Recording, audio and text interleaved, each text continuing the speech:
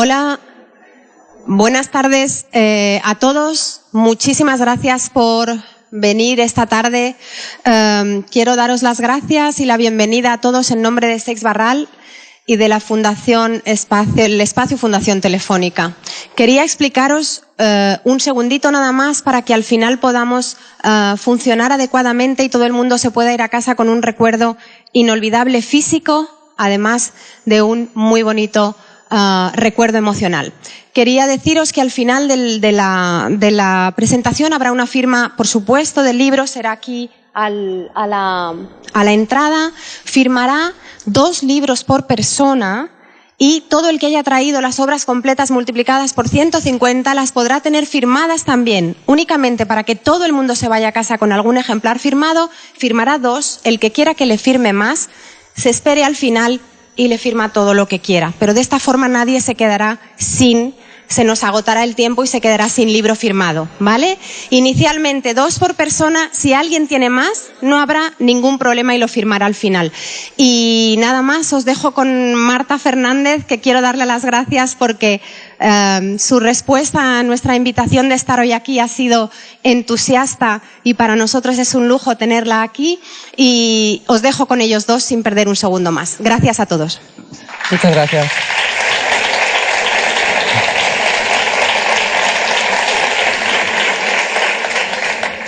Muchas gracias, Elena. ¿Cómo no va a ser la respuesta entusiasta como la de todos nosotros que estamos hoy aquí para celebrar la lectura y para celebrar la escritura de Paul Auster? Y para celebrarla voy a comenzar leyendo un fragmento de 4-3-2-1. Ferguson siempre había oído decir que la vida era como un libro, una historia que empezaba en la primera página y seguía adelante hasta que el protagonista moría en la página 204 o 926. Pero ahora que el futuro que se imaginaba para sí había cambiado, su concepción del tiempo también se estaba modificando. Y es que Ferguson, o los varios Ferguson que hay en este libro, aprenden que el tiempo quizá no es lo que parece. Lo dice muy claramente uno de esos Ferguson que lee La Metamorfosis, El guardián entre el centeno y Cándido. Y lo que dice cuando lee esos libros se dio cuenta que los 3 le gustaban y que eran 3 grandes libros, pero cada uno estaba escrito a su manera. Bueno, pues en este 4-3-2-1 hay varios libros que son grandes, multitudes, como decía el New York Times, y todos son maravillosos. Pero si os parece, vamos a dar ya la bienvenida a Paul Auster, que está aquí con nosotros. Saquen sus móviles y preparen las manos para los aplausos, por favor.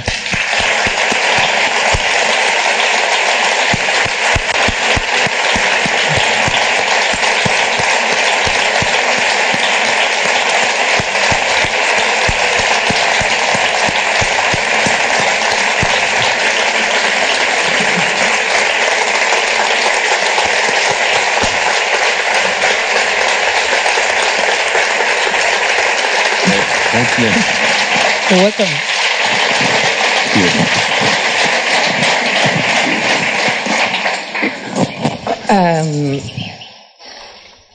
Por cierto. Sí, I have to hook myself up. Yeah, I know it. Okay. Don't worry, we have time.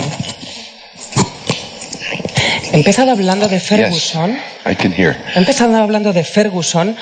Después de 957 páginas, ya no sé cómo llamarle, si Ferguson o Archie.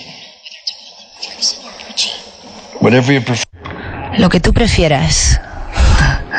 Decíamos que Ferguson, hay uno de los Ferguson que es escritor, de eso hablaremos después. Decíamos también que Ferguson hay en un momento en el que piensa que sería tan interesante imaginar lo diferentes que serían las cosas mientras él seguía siendo el mismo niño en una casa diferente, con un árbol distinto. Esta es una idea germinal que aparece ya en uno de los Ferguson, pero es que es una idea que tuvo un día Paul Auster precisamente en la mesa del desayuno tomando un té. ¿Qué pasaría si, en fin, pudiéramos ser distintos Ferguson?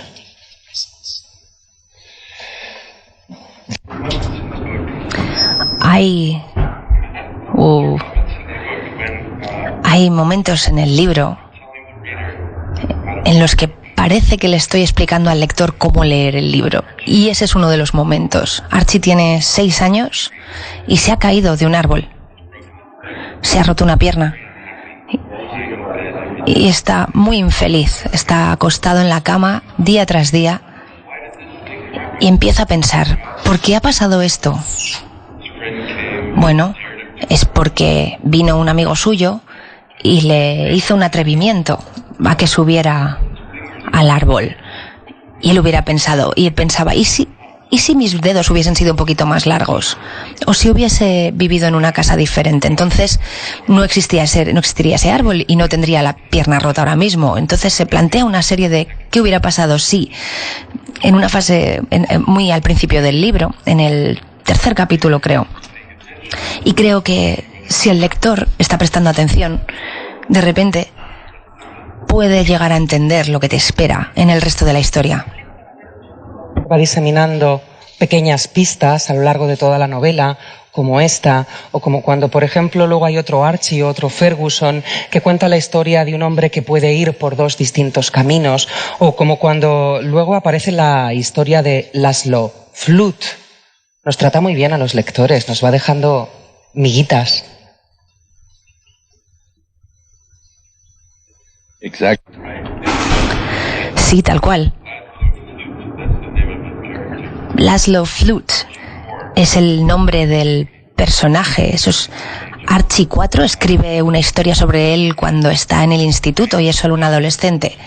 Y la historia es derecha, izquierda o recto. Y le va pasando 3 cosas distintas dependiendo qué camino elija. Y en esa conversación que Archie 4 tiene con el profesor en Princeton, le dice, ¿cuáles son tus escritores favoritos? Y dice, Heinrich van Kleist. Resulta que también es uno de mis escritores favoritos. Y él dice, pues eso es una lección extraña, no le conoce mucha gente. Y él contesta que puede ser, pero que lo que le gusta sobre van Kleist es que él cuenta y cuenta y cuenta. Y dice, esa no es la manera en la que se supone que hay que hacerlo. Todo el mundo en Estados Unidos tiene una obsesión con la escritura de ficción. Les dicen a los chavales en el colegio, mostrad, no contéis. Y él cuenta y cuenta y cuenta. Y yo es lo que hago también. Cuento y cuento y cuento. Quizá ni siquiera sea un novelista, quizá simplemente sea un contador de historias. Puede que haya una diferencia, pero yo creo que no hay nada más emocionante para mí como un lector el estar bajo el hechizo de la grandísima habilidad de un escritor para contar una historia. Nada de la novela, porque sé que muchos todavía no lo habréis leído. Pero sí que me gustaría hablar sobre algo muy interesante que contó ayer aquí en la rueda de prensa Paul Auster. Él decía que normalmente la forma de sus novelas venía determinada por los personajes, pero que en este caso la inspiración vino de la forma, de cómo quería contar las historias de Archie o de Ferguson, y que primero fue esa inspiración de la forma. ¿Y cómo fue esa forma de escribir? It's funny. Es curioso la manera en la que le llegan las ideas a cualquier artista, ya seas un pintor, o un poeta o un escritor. Existe una especie de gran nada en tu cabeza, un gran espacio en blanco, y de repente llega una idea. Y uno se pregunta, ¿de dónde viene? No tengo ni idea, nunca he sido capaz de rastrear el momento y señalar el momento en el que paso de la nada a algo. Y de repente ahí está. Y como bien dices, estaba sentado, tomándome una taza de té por la mañana leyendo el periódico. No recuerdo bien qué estaba leyendo en aquel momento. Y de repente, una idea para un libro me vino, en la que yo contaba la historia de la vida de una persona, pero en una versión paralela también. No sabía cuántos habría al principio. Con el tiempo llegué al número 4, ya que el número 4 es un cuadrado perfecto. Hay 4 elementos, 4 vientos, los 4 puntos cardinales del compás. 5 hubieran sido demasiado. Y casi inmediatamente mi cabeza empezó a llenarse de datos respecto a quién iba a ser esta persona. Y en cuestión de días ya estaba haciendo apuntes y empezando. Y era como si el libro ya existiese dentro de mí desde el principio, pero yo no lo sabía. No me senté a hacer un gran plan. No sabía exactamente qué es lo que estaba haciendo. Simplemente tenía un sentido de la forma, pero incluso la forma iba cambiando a medida que avanzaba. Al principio pensé, voy a coger a los 4 chicos y les voy a llevar hasta una mediana edad o incluso hasta que se hagan mayores. Pero a medida que iba avanzando me iba dando cuenta que era un libro sobre el desarrollo humano, no tanto sobre la vida entera, sino sobre esos años en los que estamos cambiando constantemente y creciendo, convirtiéndonos en lo que luego serán nuestras personas adultas. Para mí eso es mucho más emocionante que, por ejemplo, lo que pasa entre los años de los 30 y los 40 años, que es muy interesante, por supuesto, pero no es tan espectacularmente disruptivo como la edad de los 8 a los 10, por ejemplo, en la que te transformas radicalmente día tras día. Así que me di cuenta que el libro tenía que abarcar la época hasta llegar a sus 20 y pocos años. Tampoco sabía exactamente hacia dónde iría.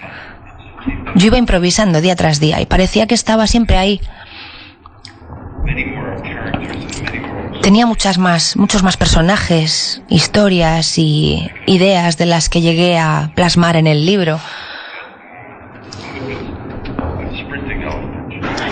Sé que es un elefante grande, pero esperaba que fuese un elefante que... El libro es muy voluminoso, pero yo esperaba que fuera un libro que fuera ágil.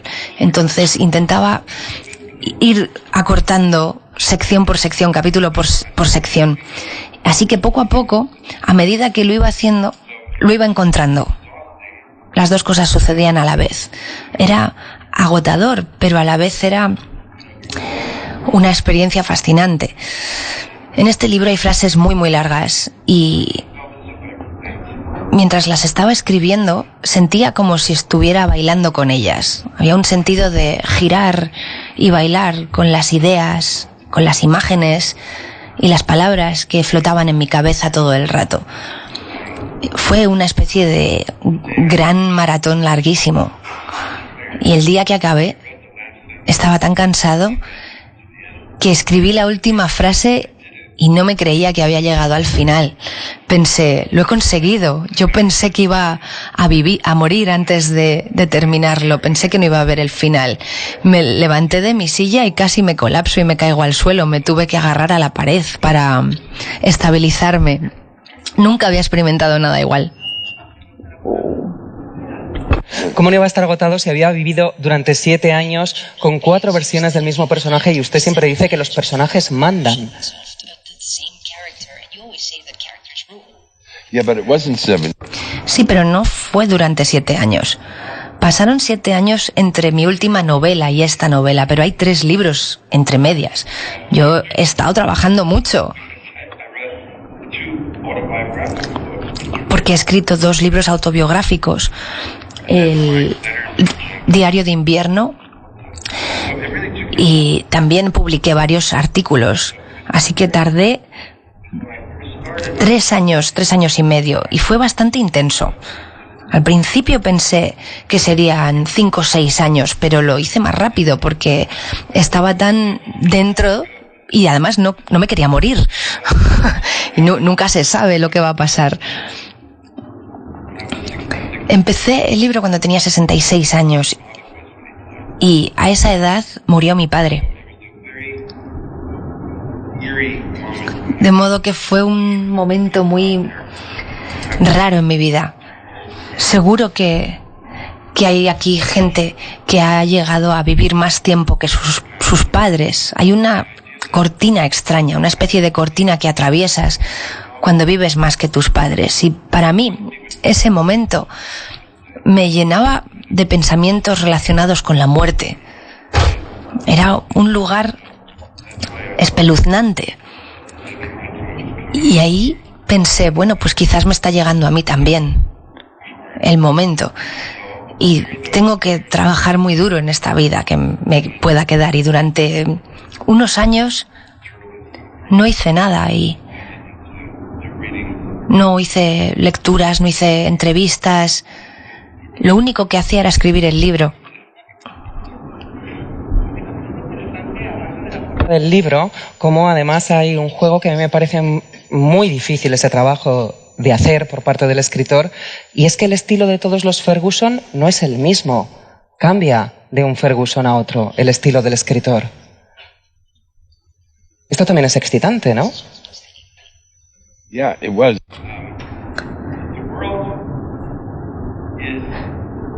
Sí, lo era.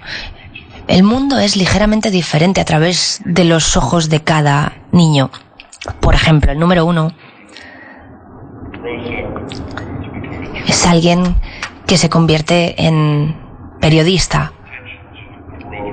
Él es el que presta atención al mundo que le rodea, los eventos sociales y políticos del periodo, del momento. También está enamorado de una joven llamada Amy. Es la especie de contraria a Ferguson, porque ella sale mucho en el libro. Hablaremos de ella más tarde. Así que Ferguson 1 sí que presta atención a su alrededor. Todo lo relacionado con la guerra de Vietnam, las protestas estudiantiles, los derechos civiles, son vistas a través de sus ojos, e incluso el asesinato de Kennedy, que ocurre cuando él tenía 16 años, se ve a través de los ojos del número 1. En contraste, el número 3 no se interesa en la política. Le parece lo más aburrido del mundo y no tiene ningún interés en prestarle atención. El único motivo por el que lee de vez en cuando el periódico es porque en algún momento Amy, la misma Amy Ferguson, en la versión 3 se convierte en su primo. Y él y ella le ve como un idiota por no seguir las noticias. Así que para poder hacerse su amigo y a ser posible su novio, lee los periódicos para que puedan hablar, pero realmente a él no le interesa.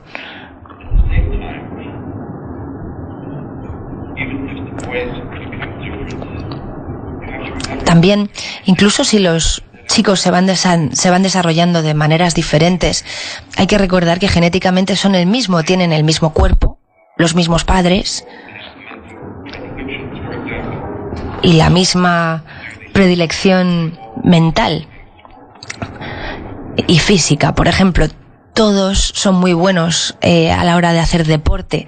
Todos tienen una sensibilidad especial hacia la música y responden a la música de una manera muy profunda. Y todos, a medida que se van haciendo mayores, se inclinan por un tipo de escritura u otra. Traducción, ficción, poesía, periodismo. Pero escritura, en todos los casos, porque yo sentía cuando inicié este proyecto que sería ridículo hacerles que fueran totalmente diferentes el uno del otro. Por ejemplo, que uno de ellos se convirtiera en astronauta y el otro fuera un ladrón de bancos y el otro, por ejemplo, un profesor. No, son más o menos similares, pero diferentes, y lo que les hace ser diferentes son las circunstancias con las que cada uno tiene que lidiar.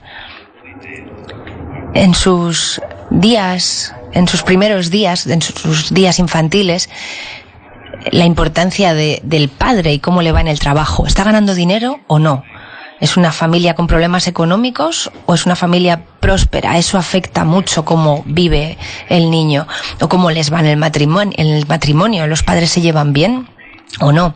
En el caso del número 3, a su padre lo matan cuando él tiene solamente de 7 años, y eso genera un resultado completamente diferente. Él y su madre están solos y se marchan de New Jersey y se van a Nueva York. Archie 3 entonces tiene una infancia radicalmente diferente de los otros Archies. Yo no quería escribir ciencia ficción, quería mantenerlo cerca del suelo, de la realidad. Sé que puede tener el aspecto de una gran novela del siglo XIX, pero no lo es otra cosa. Cambian la vida de los personajes, estos avatares que les van sucediendo para tener, pues vidas, intereses distintos, también se ven reflejados en la historia. Hay un momento en el libro en el que explica el asesinato de Kennedy. Uno de los Ferguson está yendo a Nueva York en el autobús y uno de los hombres que van al autobús dice: todo puede cambiar de un momento para otro, es como Pearl Harbor, estás tranquilamente un domingo, viene el bombardeo y todo ha cambiado. Es que en el fondo los accidentes y las cosas extrañas pasan, ¿no?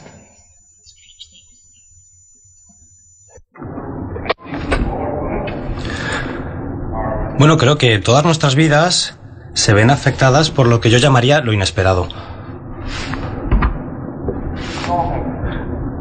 Todos tenemos objetivos, todos tenemos ambiciones, todos tenemos la capacidad de tomar elecciones. Y muchas veces los objetivos que nos ponemos los logramos y ocurre, funciona. Pero otras veces pasamos del punto A al punto B y algo ocurre entre medias. A veces el camino se bifurca y siempre pongo la metáfora de un árbol que cae a la carretera. De hecho, esta metáfora aparece en el libro. Tú vas por la carretera, se cae un árbol que es enorme y lo tienes que rodear. Y para rodearlo te tienes que meter en el bosque. Y en el bosque te ocurre algo. A lo mejor te pasa algo terrible. No sé, llega un hombre con un cuchillo y te apuñala y te mata. O te encuentras con el amor de tu vida en el bosque, que está ahí comiendo, está haciendo un picnic. Yo qué sé, cualquier cosa. O puedes volver a la carretera y continuar. Pero hay veces que sigues adentrándote en el bosque y te pierdes o te olvidas del objetivo que tenías al principio y te pones otro distinto. Entonces, eso es moralmente neutro, puede ser bueno o malo. Lo que es diferente. Y todos tenemos que enfrentarnos a lo inesperado.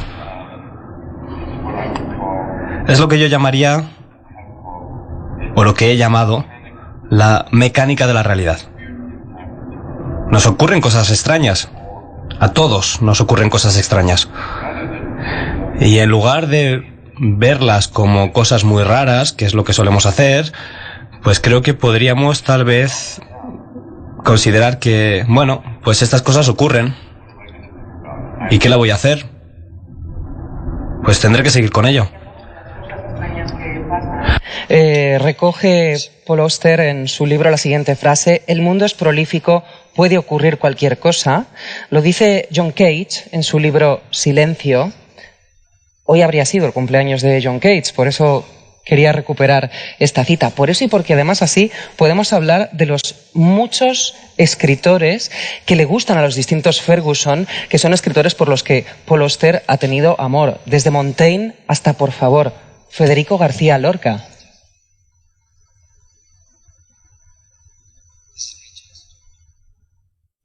I didn't quite understand the question. No sé si he entendido bien la pregunta, pero... Bueno, la cita de Cage es, el mundo es prolífico,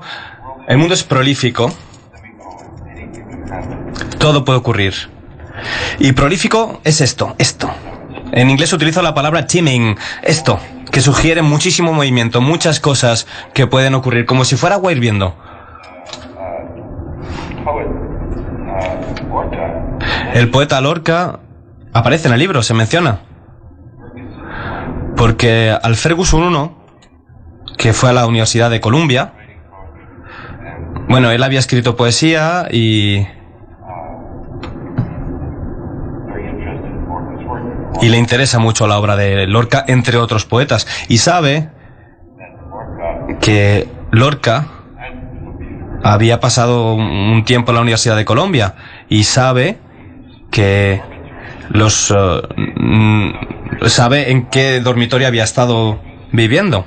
Entonces, cuando llega al campus, pone sus cosas en su habitación y se va a los otros edificios en los que estaban las dependencias, la habitación de Lorca, y se pone a pensar en ello y le rinde un homenaje, y ahí es como empieza su vida de estudiante en Columbia. Uno de los Ferguson, el que escribe relatos. Empezamos viendo su primer relato, que es la historia de dos zapatos, y yo quiero saber cómo es para un escritor como Paul Auster meterse en la piel de ese escritor primerizo, que era ese pequeño Ferguson.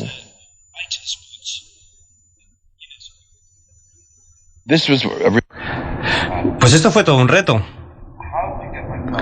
¿Cómo me meto en la cabeza de un chaval de 14 años muy precoz que está escribiendo su primera gran obra de ficción? La historia continúa, tiene 50 páginas. Es larguísima para un chaval de esa edad. Y tengo que decir que no sé cómo se me ocurrió la cosa, de hecho, porque es una historia de un par de zapatos que se llaman Hank y Frank. Y bueno, lo leí el otro día, estaba de viaje y lo leí en el Teatro Nacional de Finlandia, en Helsinki. Estaba leyendo algo de un par de... Estaba leyendo en voz alta algo de un par de zapatos y había gente que me oyó y se puso a reír y nos lo pasamos estupendamente. Hank y Frank, imagínate. De hecho, los zapatos suelen tener nombres que riman, si les ponemos nombres, como Flora y Dora, Molly y Dolly. Todas las parejas de zapatos, Eddie y Fred también, riman. Y al final se convierten en los zapatos de un poli.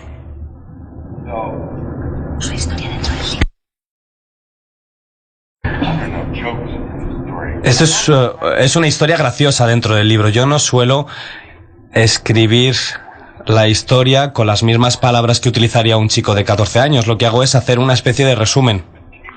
Creo que no sería capaz siquiera de hacer todo lo que haría un chico de 14 años. La prosa que crearía él.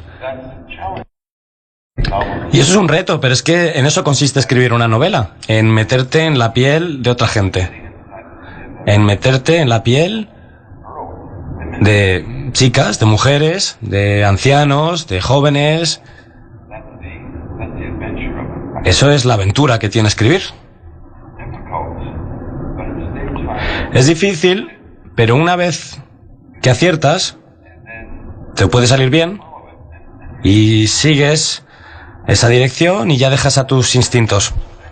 Zapatos se enfrentó a su primera dura crítica literaria de la señorita Butling, que no le hicieron ninguna gracia las bromas, y recupera Paul Auster en ese momento una cita de Poe, un consejo a un aspirante a escritor que os leo: sé audaz, lee mucho, escribe mucho, publica poco, aléjate de los ocurrentes y no temas nada. Me gustaría saber si Paul Auster se aplicó esta cita en su juventud y si tiene alguna para los aspirantes a escritores que pueda haber entre nosotros o que nos estén viendo por el streaming.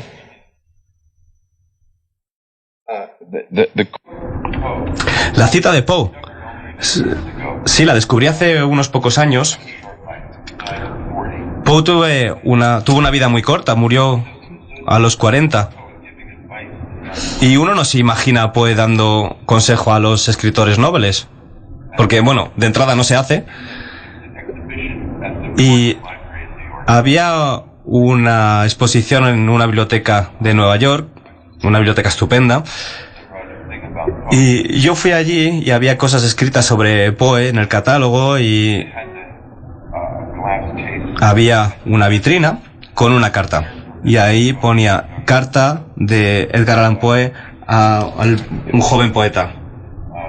Y la cita, las palabras concretas son: lee mucho, guión, escribe mucho, guión, publica poco, guión, mantente disperso y alejado de las pequeñas preocupaciones, lo cual es en inglés suena estupendamente. En inglés es stay aloof from the little wits. Es decir, no te mezcles con insignificancia, con cosas insignificantes. Aléjate de ello. Y por último concluya con no temas nada. Yo creo que es el mejor consejo que se le puede dar a un escritor novel. A mí no se me podría haber ocurrido nada así de inteligente. Cuando me vienen los jóvenes escritores y me dicen, yo quiero ser escritor, yo les digo, no lo hagas.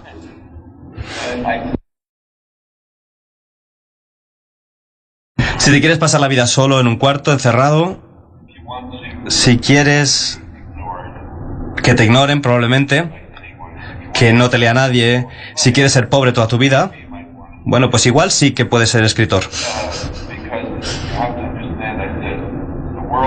Pero tienes que entender que el mundo no te debe nada.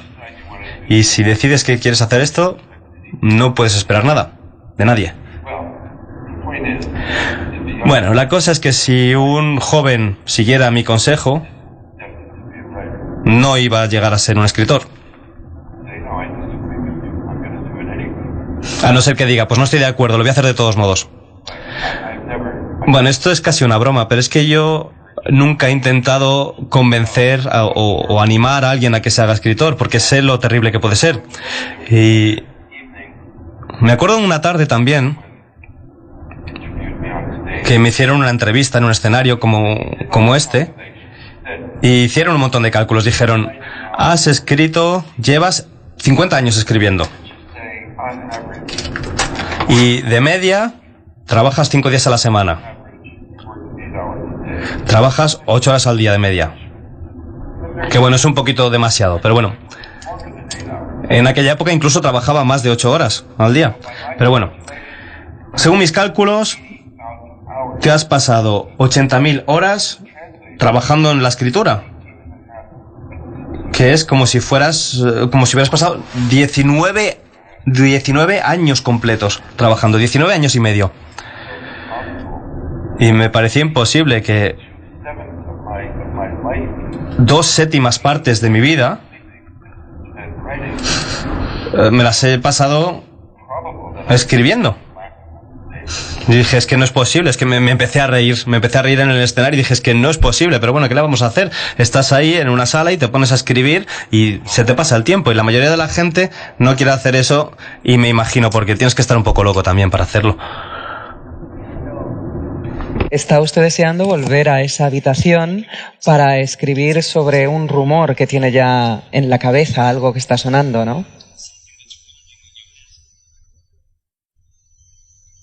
I'm not understanding the translation too well. No sé si he entendido bien la traducción.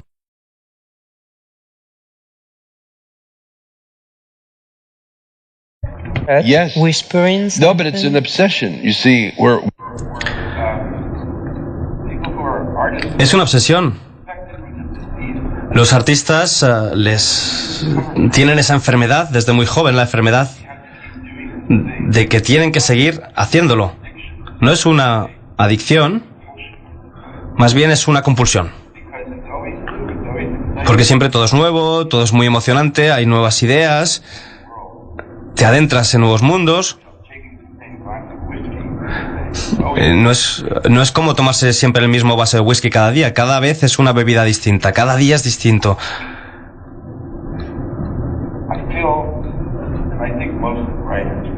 Yo creo que la mayoría de los escritores piensan esto, que te sientes más vivo cuando escribes, más vivo que haciendo cualquier otra cosa. Cuando no trabajo, me parece que soy un neurótico como cualquiera, y cuando trabajo me siento distinto, me siento mejor, me siento sano, me siento emocionado.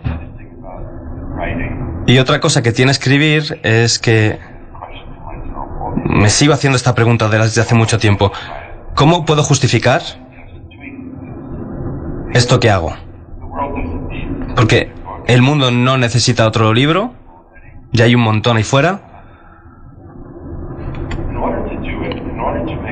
Y para hacerlo, para hacer cualquier tipo de arte, tienes que dar todo lo que tienes. Cada día. Cada minuto de cada día. No puedes escribir novelas siendo vago. No puedes escribir poemas siendo vagos. Tienes que poner todo lo que tienes.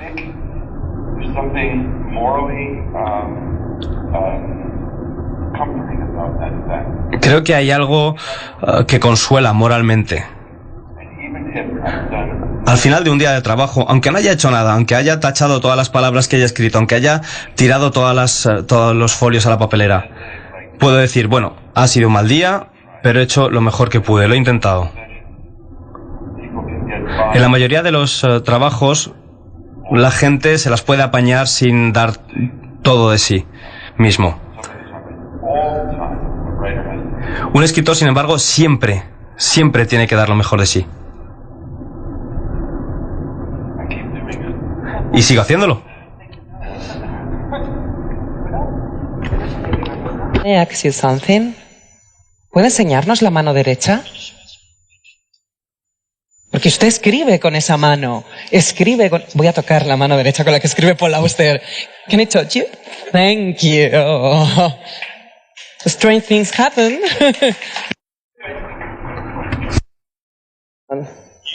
But listen, I do write by hand, but I want to tell you a really... Sí que escribo a mano, pero te voy a contar una anécdota, porque lo que acabas de hacer me recuerda una historia maravillosa que cito en el Diario de Invierno.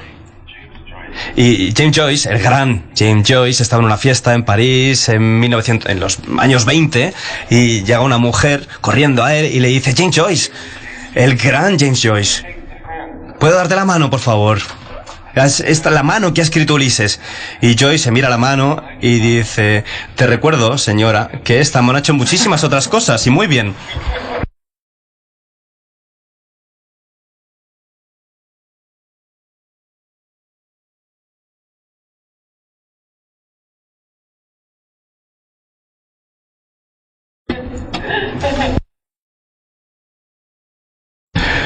Parece un poco obsceno y todo, ¿eh? Pero es maravilloso. Después lo pasa a máquina. Yes, Sí, mira, esto es lo que hago yo, este es mi método. A mí me resulta más cómodo porque lo llevo haciendo un montón de años y lo que hago es que escribo todos los libros a mano al principio con una pluma en un cuaderno. Y por si lo queréis saber, ¿eh? A mí me gusta el papel que sea grande y que tenga cuadraditos. Con cuadrícula. Un papel cuadriculado, no sé por qué, pero es el que me gusta. Y estos cuadernos los suelo encontrar en Francia. Tienen muy buenos allí. Cada vez que voy a Francia me compro un montón de cuadernos y me los llevo a casa. Bueno, a veces que también compro cuadernos en otros países, pero lo que hago es escribir una novela párrafo a párrafo. Para mí el párrafo es la unidad de composición. Tienes la línea o el verso, pero para mí la unidad es un párrafo. Y un párrafo puede ser una sola frase, o 3 frases, o 100 frases. Pero hay una noción de que está completo, es algo completo. Entonces escribo un párrafo y empiezo a cambiar cosas. Y lo vuelvo a escribir. Y a lo mejor hago 2, 3 o 4 versiones distintas del párrafo. Y sigo revisándolo. Y cuando está más o menos acabado, tengo una silla como esta, entonces cuando acabo me doy la vuelta y paso a la máquina a escribir. Y lo paso a máquina. Porque además dentro de poco no voy a ser capaz ni de leer mi letra. Así que tengo una copia en limpio. Y a esa copia le hago más cambios todavía. Y cuando ya no puedo hacer nada más, cojo el folio o los folios, los meto en una carpeta con los demás, los dejo de lado y vuelvo al cuaderno. Y escribo otro párrafo.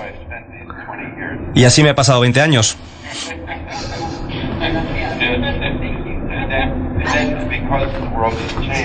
Como el mundo ha cambiado, ahora tengo una persona que es quien me pasa los textos a máquina, bueno, al ordenador ahora. Y eso es muy útil porque me da esas páginas que ha escrito y yo hago más cambios y así es más fácil corregirlo porque no hay que escribir a máquina toda la página como se hacía antes. Mi asistente hace 1 o 2 cambios, lo que haga falta. Y luego además los editores tienen todos versiones digitales. Yo no creo que nadie en todo el mundo quiera tener 1100 páginas. Pasar a máquina. Y así es como lo hago yo. Pero desde que usted empezó a escribir 4321, América también ha cambiado mucho. Es otro país distinto ahora. I see that America is now a different country, very different from the point you were starting this book.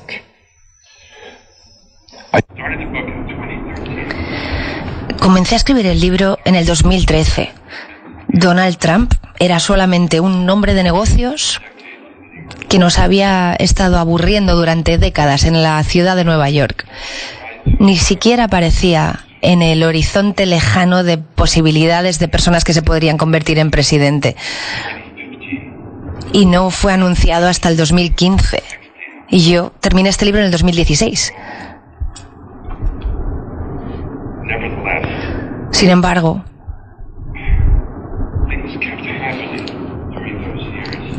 no paraban de pasar cosas durante esos años. Por ejemplo, mi idea original para el título de esta novela iba a ser Ferguson, el nombre del personaje. Pero cuando ya llevaba 1 año y medio escribiéndola, me enteré, al igual que todos los demás en Estados Unidos, que existe un lugar en Missouri que se llama Ferguson. Y en este pueblo, Ferguson, un chaval negro que iba sin armas fue asesinado por un policía blanco. Una historia terrible más en la larga historia de los Estados Unidos de conflictos raciales.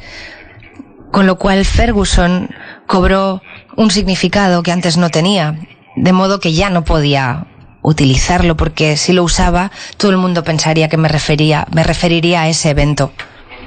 La mayoría de los eventos en este libro suceden hace 50 años o más. Es increíble cómo los conflictos en nuestro país, sobre todo en el 1960, cómo han permanecido con nosotros. No hemos aprendido nada. Estamos corriendo sin movernos de sitio y a veces hasta estamos yendo hacia atrás. Progreso en algunos frentes hay.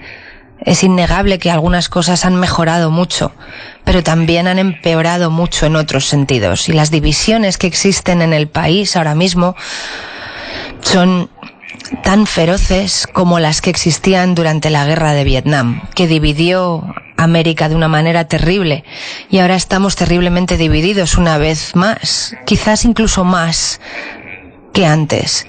Quizás nunca tan divididos como en la época que llevó a la guerra civil en el 1860. No sé qué es lo que nos va a pasar. Parece que hemos cometido un error tras otro y hemos fracasado a la hora de enfrentarnos, de encararnos a nuestra propia historia, sobre todo con la cuestión de la raza y de la esclavitud. Nadie quiere hablar de la esclavitud, pero durante cientos de años América ha tenido una guerra basada en la esclavitud. Hemos construido un país que al principio permitía la esclavitud y luego cambiamos de opinión, y esa es esencialmente la historia de la guerra civil, pero nunca nos hemos enfrentado a ella, nunca la hemos admitido. Y veis lo que está pasando hoy. Sin ir más lejos, las últimas semanas.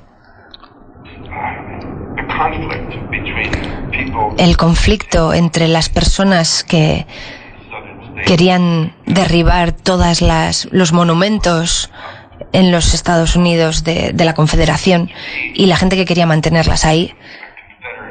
Yo lo que veo es una bandera de la Confederación Y para mí no hay ninguna diferencia entre eso y la esvástica. Para mí representa algo muy feo y brutal y horrible. Y de alguna manera este tema de la esclavitud se dio de lado. E incluso cuando todo esto había terminado, de repente apareció este lado mitológico del folclore americano. Y la película más popular es Lo que el viento se llevó en la cultura americana. Y a mí me parece una película repulsiva, asquerosa, es una defensa de la esclavitud. La gente dice qué película tan maravillosa y es asquerosa, es terrible. ¿Por qué no tenemos un museo de la esclavitud en los Estados Unidos? En Berlín tienen un museo del Holocausto. Al menos los alemanes han intentado encararse a lo que han hecho, pero los americanos seguimos en negación. Y yo creo que hasta que nos levantemos y nos encaremos a lo que hemos hecho como país, nunca vamos a mejorar. Vamos a probar si funciona. Uno de los Ferguson se preocupa mucho precisamente por esto. Es realmente profética su visión política cuando se da cuenta de que aquella lucha de los 60 no ha encontrado su respuesta hoy. Cuando ahora le hacemos estas preguntas sobre los conflictos raciales y ve lo que está pasando en su país, en Estados Unidos, piensa, como decía hace un momento, que no sabemos a dónde podemos llegar.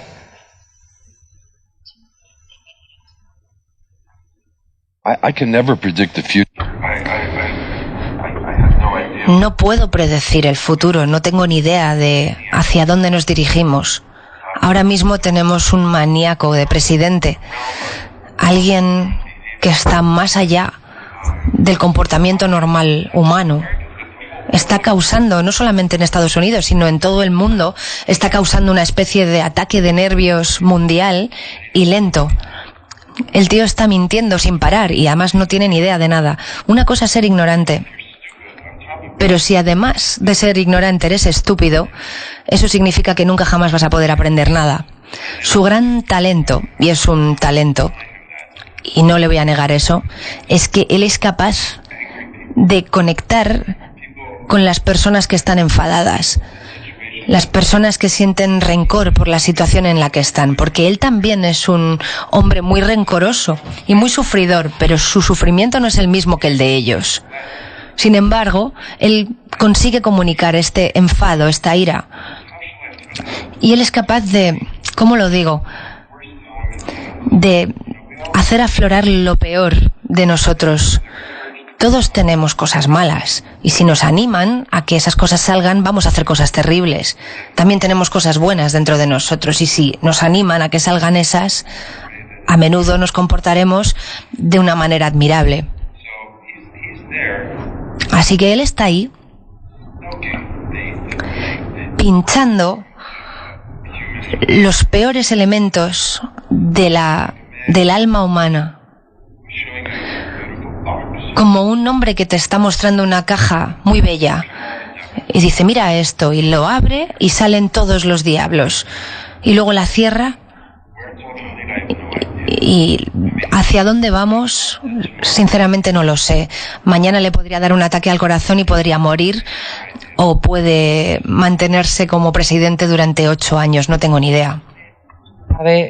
Usted sabe que si necesita un respiro, en Europa le queremos mucho.